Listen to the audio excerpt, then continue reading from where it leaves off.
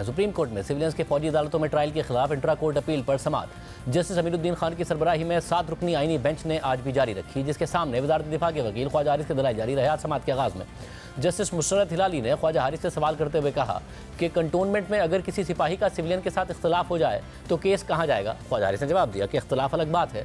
इस पर जस्टिस जमाल खान मंदूखेल ने रिमार्क दिए कि मिलिट्री ट्रायल के मामले को बहुत वुसअत दी जा रही है।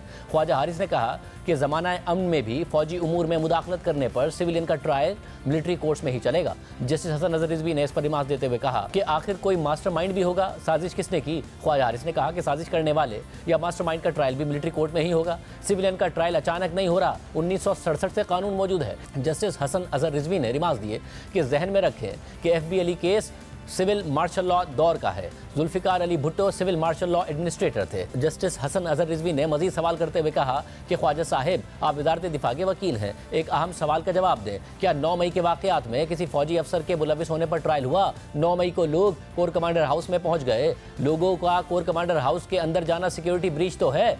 ख्वाजा हारिस ने कहा कि मुजाहिरीन पर इल्ज़ाम अमलाक को नुकसान पहुंचाने का है। 9 मई के वाक़े में किसी फौजी अफसर को चार्ज नहीं किया गया। जस्टिस हसन अजहर रिजवी ने मजीद सवाल किया कि 9 मई को जब मिलिट्री तनसीबात को नुकसान पहुंचाया गया तो क्या कोई मज़ाहमत की गई? ज़रूरी नहीं कि गोली ही चलाएं। ख्वाजा हारिस ने कहा कि जानी नुकसान ना हो इसके लिए मुकम्मल तहम्मुल का मुजाहरा किया गया। जैसे जमाल खान मंदूखेल ने सवाल किया कि अगर किसी फौजी से उसकी राइफल चोरी कर ली जाए तो केस कहाँ चलेगा। ख्वाजा हारिस ने जवाब देते हुए कहा कि राइफल एक फौजी का जंगी हथियार होता है। जैसे मुशर्रत हिलाली ने इस पर रिमार्क दिए कि अगर सिविलियन माली फ़ायदे के लिए चोरी करता है, हालांकि उसका मकसद आर्मी को गैर मुसल्लह करना नहीं था, तो फिर इस केस का ट्रायल कहाँ चलेगा। ख्वाजा हारिस ने कहा कि हालात व वाक़यात को देखा जाएगा।